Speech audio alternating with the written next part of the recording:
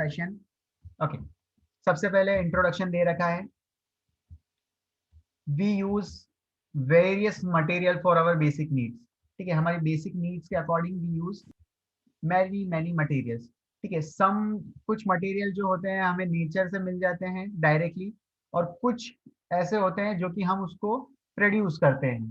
ठीक है, तो सम होते हैं, some of them are find in nature and some have been made by human efforts. ठीक है, आधी चीजें जो है, आधी मटेरियल जो है जो हमारी यूज की है, वो हम उसको थोड़ा सा डेवलप करते हैं, हम उसको बनाते हैं।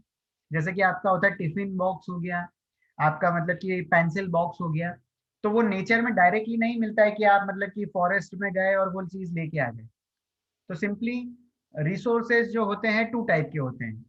ठीक है, मतलब कि आप पहले जो कि नेचर से हमें डायरेक्टली मिल जाते हैं, और दूसरे जो होते हैं ह्यूमन रिसोर्सेज होते हैं जो कि हम एक्चुअली डेवलप करते हैं।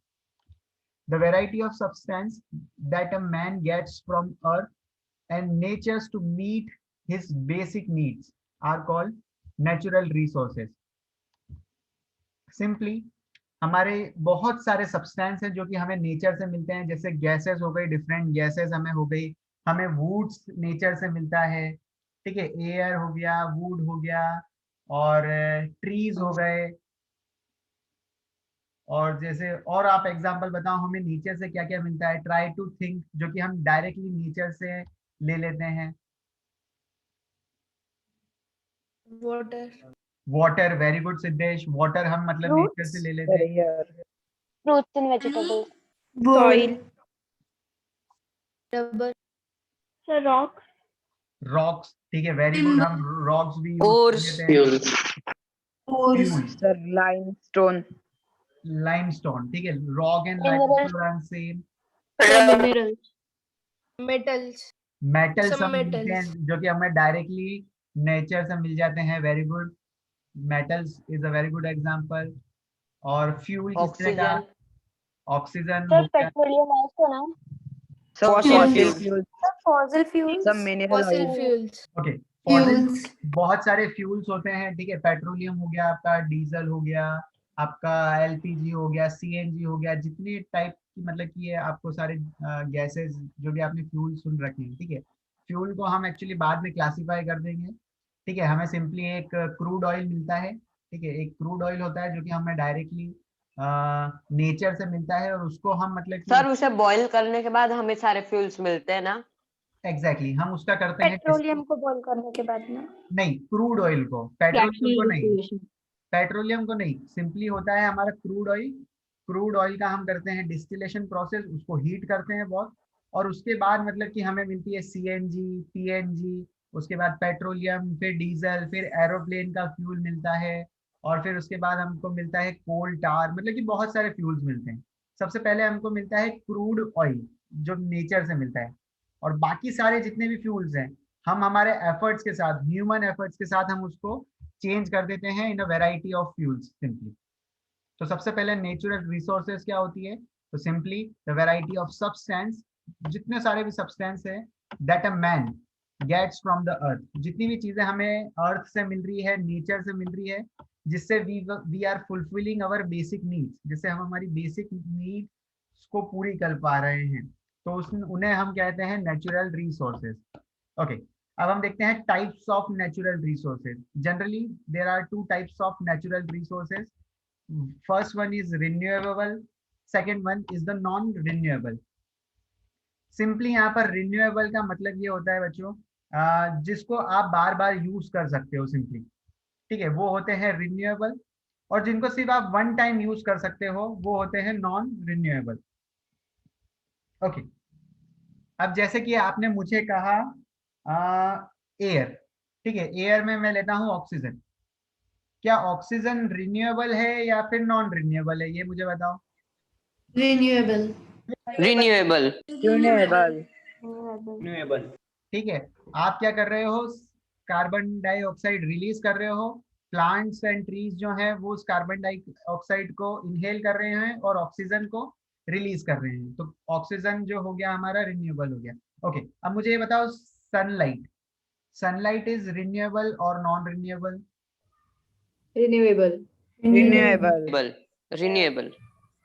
ठीक है, सनलाइट जो आ रही है सन से वो हम कंटिन्यूस आ रही है, ऐसा तो नहीं है कि बस वो एक टाइम आ गई और हम उसको बार बार यूज नहीं कर पाएंगे। वो हमेशा आएगी, जब तक वो सन रहेगा तब तक हमारे पास सनलाइट आएगी, सन रेज आएगी सिंपली। ओके, नेक्स्ट मैं आपसे पूछता हूँ। ओके, मुझे ये बताओ, पेट्रोलियम जो है आपका वो रिन्यूएबल है या नॉन रिन्यूएबल?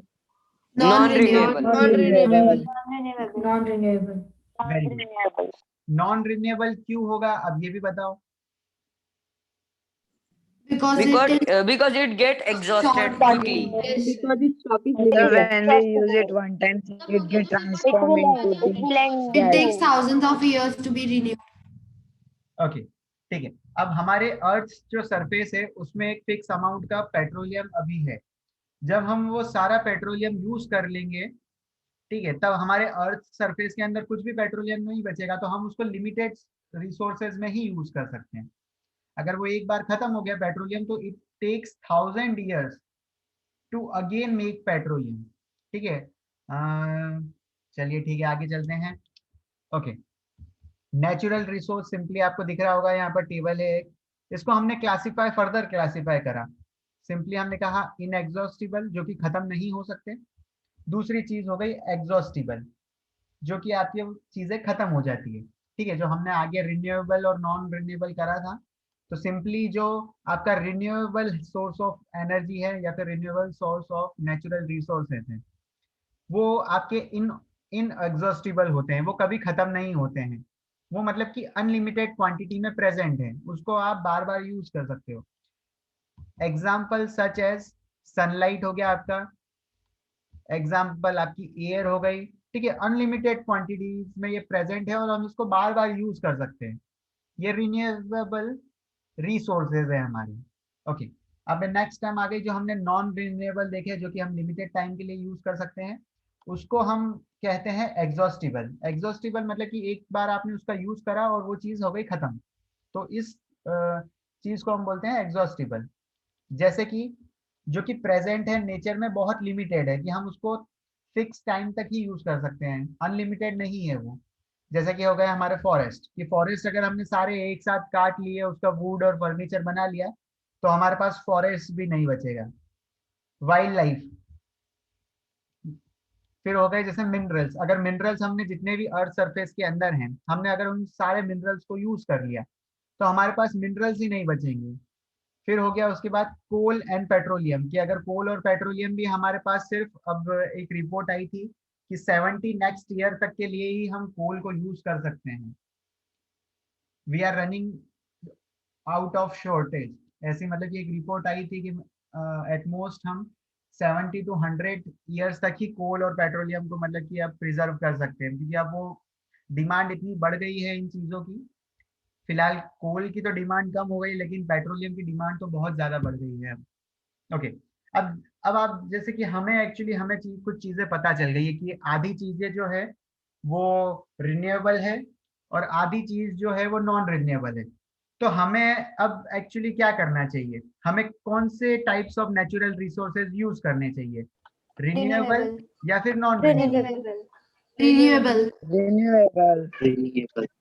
जो चीजें हमारे पास इनएग्जॉस्टिबल है, जो कि खत्म ही नहीं होगी, उनको हम बार बार रीयूज कर सकते हैं। तो हमें अब ये प्रोसेस करना चाहिए कि जितनी भी इंडस्ट्रीज है जो कि कोल पर चलती है, कोल एक टाइम बाद खत्म हो जाएगा, पेट्रोलियम एक टाइम बाद खत्म हो जाएगा, तो हमें एक्चुअली रिन्यूएबल एनर्जीज का यूज करना पड़ेगा, रिन्यूएबल रिसोर्सेज का यूज करना पड़ेगा, सच एज सनलाइट का यूज करके हमें कुछ फैक्ट्रीज चलानी पड़ेगी कि आप सनलाइट से एनर्जी ऑब्टेन कर रहे हैं, और वो Solar. एनर्जी को हम यूज करके इंडस्ट्रीज में यूज कर रहे हैं, और उससे जो भी हमें different types of process use करने हैं, हम उसको सिंपली यूज कर रहे हैं। ओके, ये आ गई हमारी सिंपली इनएग्जॉस्टिबल, हमने देखा यहाँ पर दो हो गए, रिन्यूएबल एंड नॉन रिन्यूएबल। अब रिन्यूएबल कौन से हैं, कैन बी रीजनरेटेड, जिनको हम वापस से रीजनरेट कर सकते हैं, उसमें हमने कह दिया रिन्यूएबल रिसोर्सेज, और जिन्हें हम वापस से नहीं रीजनरेट कर पाते हैं वो हो जाएंगे सिंपली हमारे नॉन रिन्यूएबल। ओके, अब यहाँ पर जैसे कि जिनको हम बार बार रीजनरेट कर सकते हैं, जैसे कि हम क्या करते हैं, जितने भी हमारे फार्मर्स हैं, ठीक है, वो हर 3 मंथ्स में सॉइल चेंज करते हैं। कभी वो different types of crop management का यूज करके, कभी मतलब वीट उगाते हैं, कभी डिफरेंट, कभी दालें उगाते हैं, कभी राइस उगाते हैं। तो वो क्या करते हैं, बार बार अपनी सॉइल को ऐसा मेंटेन करते हैं ताकि डिफरेंट जितने भी टाइप के अलग अलग हम उस खेती पर प्रोड्यूस कर रहे हैं जो भी चीजें, ठीक है, वो बार बार मतलब कि रीजनरेट हो सके। तो हम एक्चुअली क्या करते हैं, सॉइल जो है हमारी, उसको हम रीजनरेट करते हैं। अब रीजनरेट करने का प्रोसेस क्या है, तो सिंपली आपने देखा होगा कि सुना होगा कि हम क्या कर देते हैं, बर्निंग कर देते थे पहले, ठीक है, मतलब कि जितने भी खेत हैं उनको जला दिया जाता था, उनको सिंपली हम बर्न कर देते थे। और उससे क्या होता था कि सॉइल का पीएच थोड़ा सा इंक्रीज हो जाता था, और वहां पर हमें मतलब कि सॉइल वापस रीजनरेट हो जाती थी, उसे फास्फोरस और नाइट्रोजन बहुत अच्छा मिल जाता था इस प्रोसेस से। तो वो सॉइल जो है, आपका लैंड जो है, वो वापस से रीजनरेट हो जाती थी नेक्स्ट फार्मिंग के लिए। लेकिन आजकल बर्निंग एक्चुअली बहुत सीरियस इशू हो गया है। आपको पता ही होगा कि पंजाब में बर्निंग बहुत ज्यादा हो रही थी, जिससे कि दिल्ली में पॉल्यूशन बहुत ज्यादा बढ़ गया। ठीक है, आपने ऐसे न्यूज़ सुनी है कि नहीं? Are you aware of that और not? Yes, sir. Yes, sir. Yes, sir. Yes, sir. तो इसीलिए आजकल actually Yes, sir. Soil cultivation करके एक प्रोसेस यूज कर रहे हैं। जैसे कि आपने ट्रैक्टर्स के पीछे जो हार्वेस्टिंग वाला एक इंस्ट्रूमेंट होता है, उससे प्लगिंग करी जाती है। जैसे ही क्रॉप, अगर जैसे कि अभी सीजन है राइस का, या फिर अभी सीजन है मेज का, तो जैसे ही उसकी मतलब कि हमने मेज निकाल लिए, राइस निकाल ली, उसके बाद मतलब कि हम करते हैं प्लगिंग। और प्लगिंग करने के बाद थोड़े टाइम बाद हम सॉइल जैसे ही वापस रीगेन हो जाता है, उसमें मतलब कि नाइट्रोजन फास्फोरस की मात्रा बराबर हो जाती है, तब हम वापस से क्रॉप को, नए क्रॉप को हम इन्वेस्ट कर देते हैं, मतलब कि वापस से हम उसमें स्टार्ट कर देते हैं। ये सब चीजें आपने बायो में पढ़ी होगी शायद, क्रॉप प्रोडक्शन में, right? Yes, sir. Yes, sir. Yes, sir. Yes, sir. Okay. अब जैसे कि रीजनरेट आप क्या कर सकते हो, तो हम फॉरेस्ट को भी मतलब कि वापस रीजनरेट कर सकते हैं। हम कहते हैं कि ग्रो मोर ट्रीज। तो सिंपली जितने ज्यादा हम ट्रीज लगाएंगे, उससे हमें एक्चुअली बहुत ज्यादा फायदा होगा। उससे हमें वुड्स भी मिल जाएंगे, हमें एयर भी अच्छी मिलेगी, उससे हमें एनवायरनमेंट भी अच्छा मिलेगा। कि आपने देखा होगा कि टेम्परेचर एक्चुअली जो अर्थ का है वो बहुत बढ़ता जा रहा है, ठीक है। तो वन ऑफ द रीजन ये भी है कि फॉरेस्ट जितने भी हैं वो कम होते जा रहे हैं। तो ये भी वन ऑफ द रीजंस है।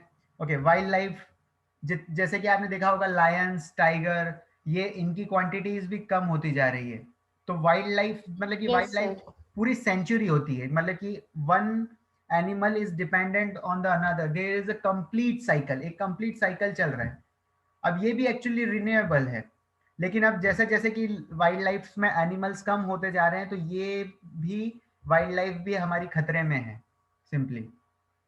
ओके, अब आगे जैसे कि हम देखते हैं कि नॉन रिन्यूएबल रिसोर्सेज, जिनको मतलब कि हम वापस से यूज ही नहीं कर सकते हैं, तो वो हो गया हमारे fossil fuels, coal and petroleum, और हो गए हमारे मेटल्स, जितने भी मिनरल्स हैं हमारे, सिंपली वो भी हम बार बार यूज नहीं कर सकते हैं।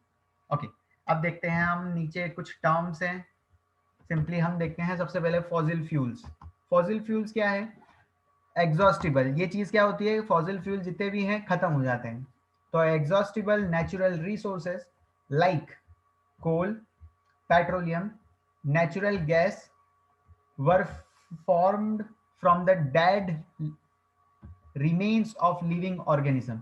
तो जितने भी लिविंग ऑर्गेनिज्म थे जो कि मतलब कि डेड हो गए थे, और थोड़े टाइम बाद मतलब कि under high temperature and high pressure they convert into simply fossil fuel. ठीक है, ये मैं आपको चीज बताऊंगा कैसे हो रही है, क्या हो रहा है इनमें, ठीक है, आपको भी थोड़ा आइडिया होए। ठीक है, मैं आपको बिल्कुल कनेक्ट कर दूंगा उस चीज से।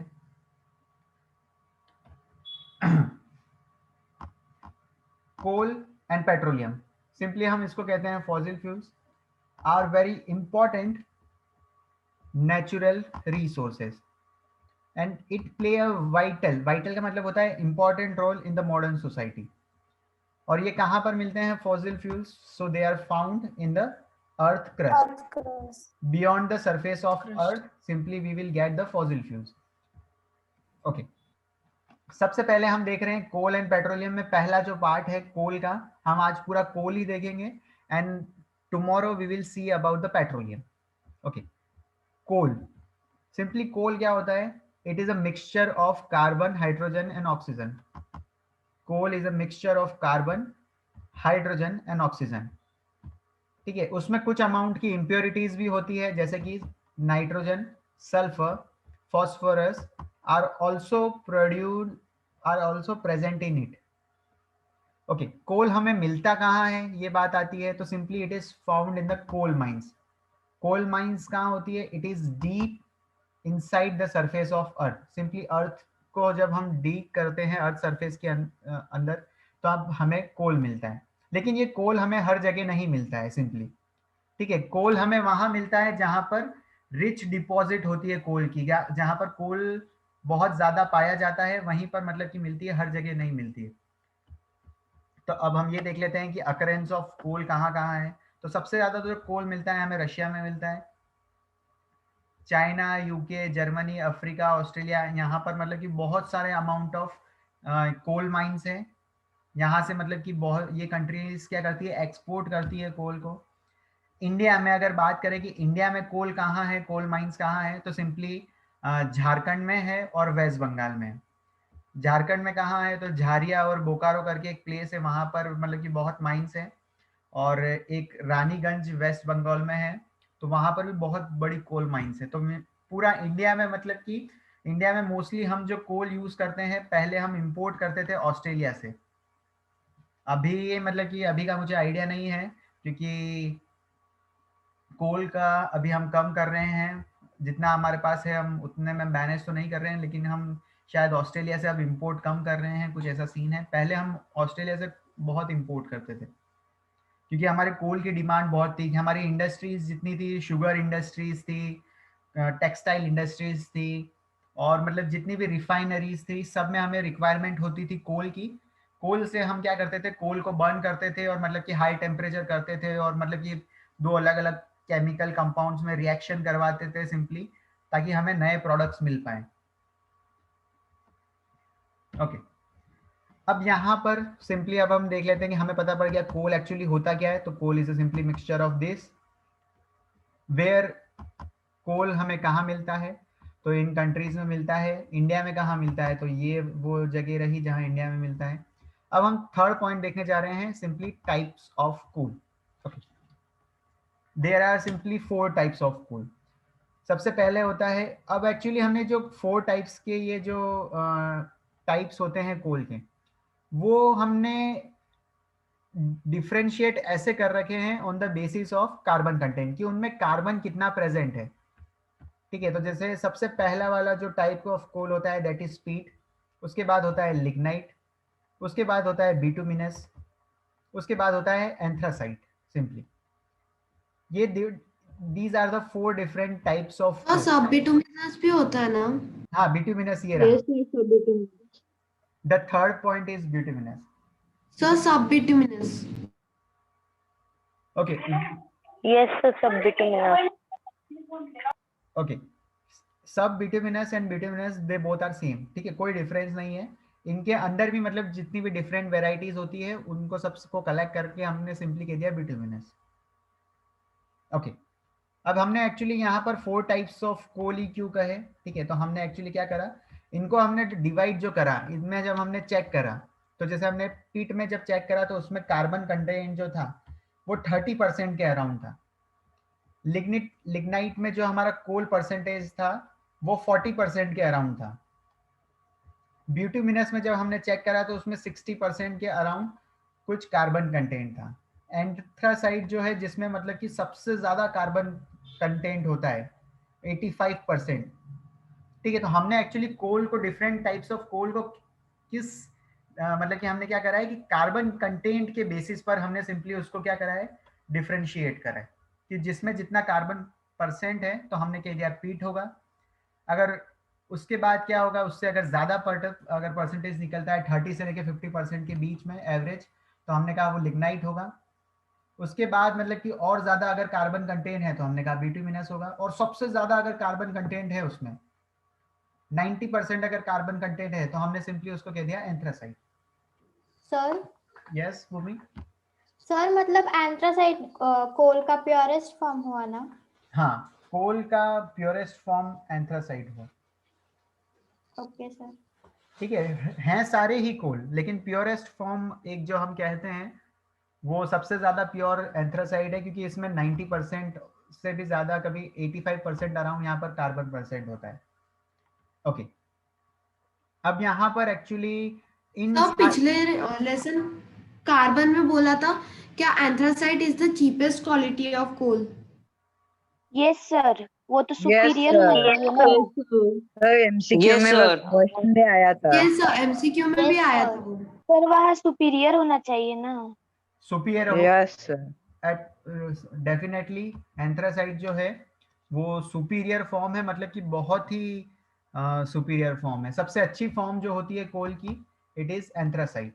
ठीक है, और यहाँ पर कुछ ब्रैकेट्स में लिख रखा है, जैसे लिग्नाटाइट जो है इसको हम सॉफ्ट कोयल भी कहते हैं, ब्यूटिमिनस जो होता है इसको हाउस होल्ड कोल भी कहते हैं, एंथ्रासाइट जो होता है इसको हम हार्ड कोल भी कहते हैं। ओके, अब हम देखते हैं फॉर्मेशन ऑफ कोल, कि कोल का एक्चुअली फॉर्मेशन कैसे हो रहा है। हाँ तो सिंपली क्या हो रहा है, आपको एक कहानी सुना देता हूँ। ये आपने कहानी आपकी बायो क्लास में भी सुनी होगी सिंपली। ठीक है, कि बहुत समय पहले, ठीक है, बहुत टाइम पहले बहुत सारे फॉरेस्ट हुआ करते थे, और फॉरेस्ट में बहुत सारे डायनासोर हुआ करते थे जिनकी साइज हमारे से बहुत बहुत बड़ी भी होती थी।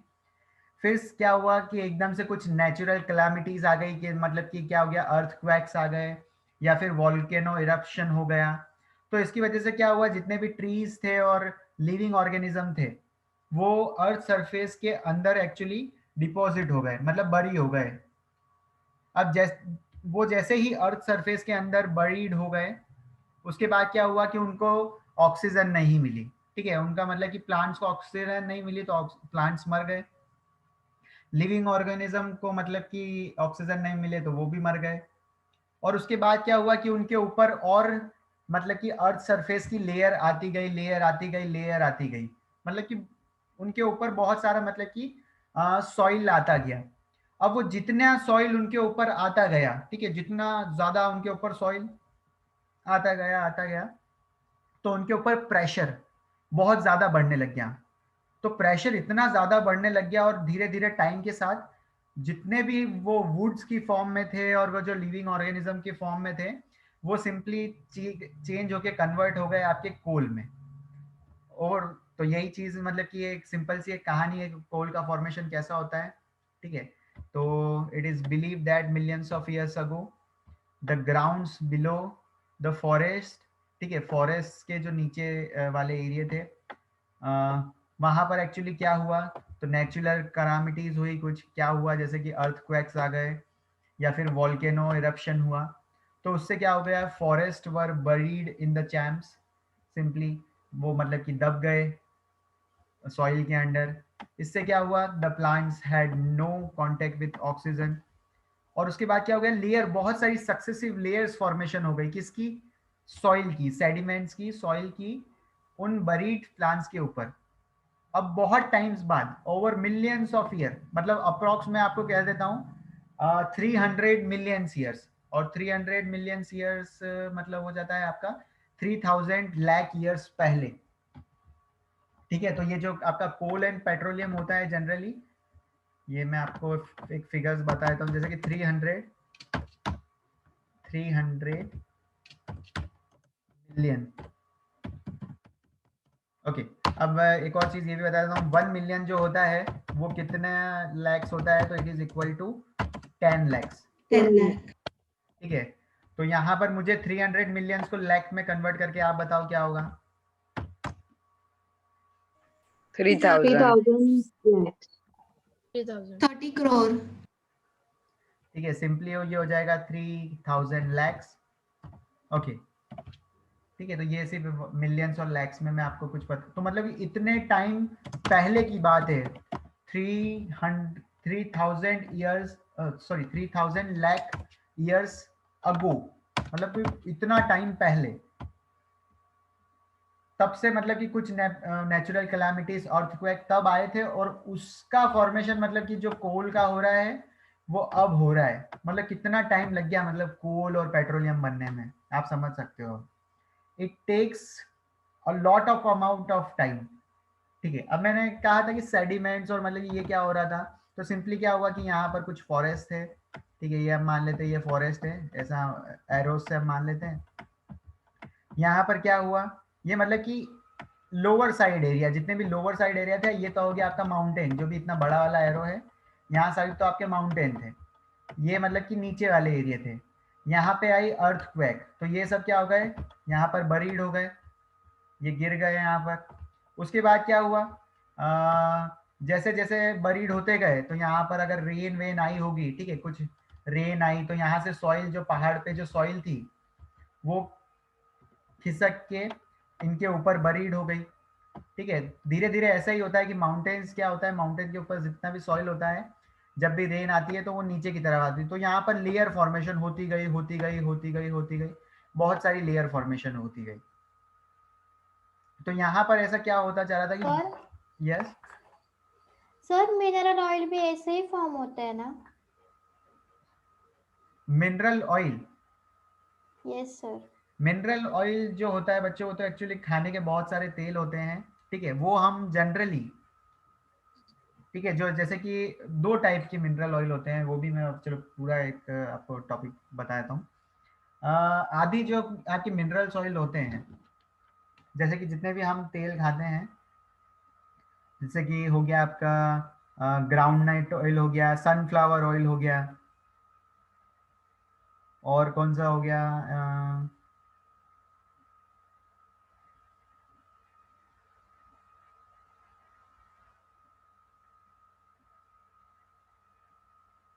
ठीक है, डिफरेंट टाइप्स के होते हैं। ओके, एग्जैक्टली जो मिनरल्स ऑयल होते हैं, ठीक है, वो जनरली पेट्रोलियम के होते हैं, ठीक है, और मतलब कि आधे जो होते हैं एडिएबल होते हैं, जो खाने लायक होते हैं सिंपली। ठीक है, तो खाने वाले जो आजकल तेल होते हैं वो सिंपली हम क्रॉप से यूज कर लेते हैं। ठीक है, सरसों का तेल हो गया तो वो हम सरसों से लेते हैं, कोकोनट ऑयल जो हो गया वो हम कोकोनट से लेते हैं। ठीक है, ग्राउंड नट ऑयल जो हो गया वो हम मूंगफली से लेते हैं। लेकिन पेट्रोलियम के भी बहुत सारे ऑयल्स होते हैं जिसको हम नॉर्मली नहीं, वो हम मतलब कि एडिएबल नहीं होते हैं, वो खाने लायक नहीं होते हैं। ठीक है, वो उनका हम डिफरेंट यूज लेते हैं कि आधों को हम इन द फॉर्म ऑफ अलग अलग डिवाइसेस में अलग अलग यूज करते हैं, वो भी हम देखेंगे। ओके, यहाँ पर मतलब कि फिर बहुत सारी लेयर फॉर्मेशन हो गई, और फिर यहाँ पर थोड़े टाइम अंदर, यहाँ पर देखो आप, जैसे जैसे मैंने आपको एक ये भी चीज बताई थी कि ये अर्थ सरफेस के जितना आप डीप में जाओगे, तो वहां पर प्रेशर की वैल्यू क्या होती जाएगी, नीचे बॉटम में increase. Simply pressure will increase. तो प्रेशर इंक्रीज होता गया, और यहाँ पर ऑक्सीजन नहीं थी, नो ऑक्सीजन सिंपली, तो यहाँ पर ऑक्सीजन नहीं थी, तो धीरे धीरे ये जितने भी बरीड ट्रीज थे और फॉरेस्ट थे, वो कन्वर्ट हो गए सिंपली आपके कोल में। अब यहाँ पर एक फिगर और दिखाते हैं, चलो। ओके, एक वो दिखाने के पहले सबसे पहले हम देखते हैं एक प्रोसेस, एक टर्म देखते हैं, कार्बोनाइजेशन। क्या बोलते हैं इस टर्म को?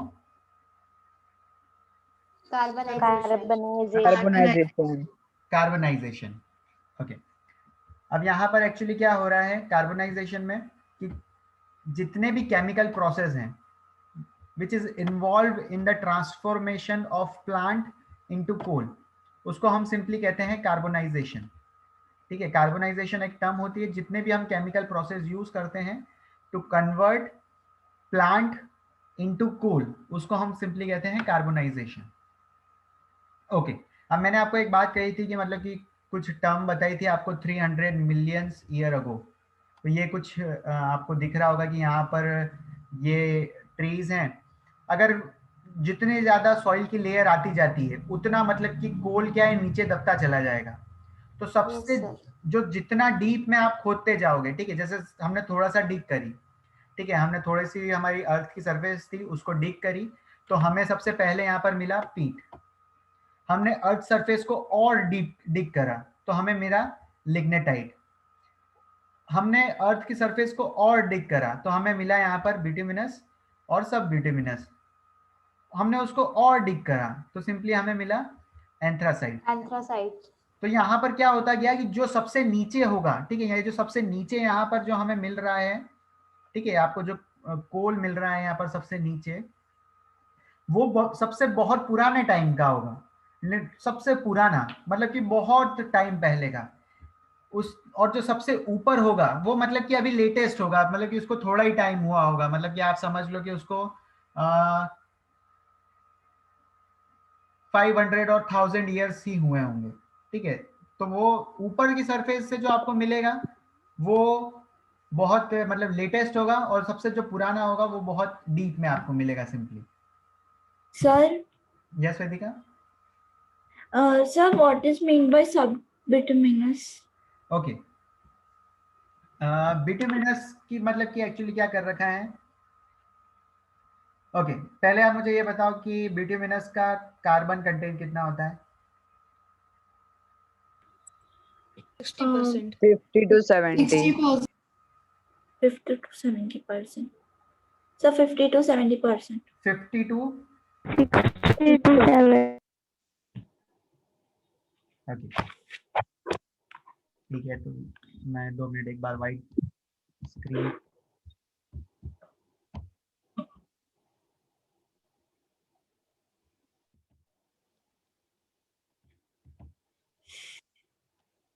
ओके। अब ये जो हमारी रेंज थी, ठीक है, मैंने आपको कहा कि यहाँ से जितना जितना हम डीप में जाते रहते हैं तो हमें मिलता रहता है कार्बन कंटेंट ज्यादा मिलता है। ओके, एक टाइम पर हमें यहाँ पर मिला बिटुमिनस, ठीक है। बिटुमिनस का कुछ कार्बन कंटेंट था, आपने मुझे बताया है, अभी अभी हमने देखा 50 to 70। ओके ओके, अब यहाँ पर जो सब बिटुमिनस होता है, यहाँ पर हमने क्या कहा 50 to 70 यहाँ पर होता है carbon percent. Simply carbon percent कुछ इतना होता है, हमने मान लिया, अरे परसेंटेज कहाँ गया, इतना होता है। ओके, अब मेरी बात ध्यान से देना कि ये जो 50 to 70 आपने मुझे कहा है, मैं इसको रखता हूँ यहाँ पर साइड में थोड़ा। हम इस पॉइंट पर आए, ठीक है, इस पॉइंट पर ध्यान से ना, इस पॉइंट पर हम आए और यहाँ से हमने डिग करा, ठीक है, यहाँ से हमने डिग करा तो हमें मिला यहाँ पर से जो कार्बन मिला होगा, ठीक है, यहाँ से जो हमको कोल मिला उसका हमने कार्बन परसेंटेज चेक करा, तो वो आ रहा था नियर अप्रॉक्स 50 या फिर 55 सिंपली, ठीक है। तो ये जो जिसमें कार्बन कंटेंट कम होता है हमने उसको क्या कह दिया, सब बिटुमिनस।